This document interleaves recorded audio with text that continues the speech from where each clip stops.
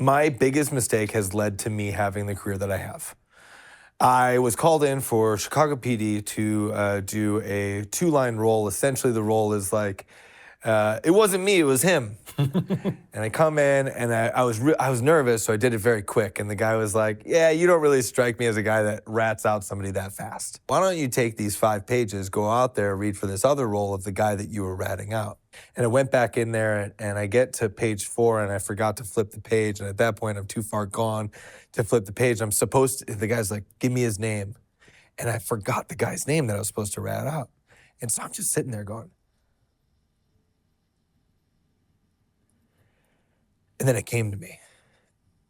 And I said the name, and they say cut. And, all I'm thinking is like, you fucking idiot, you blew that.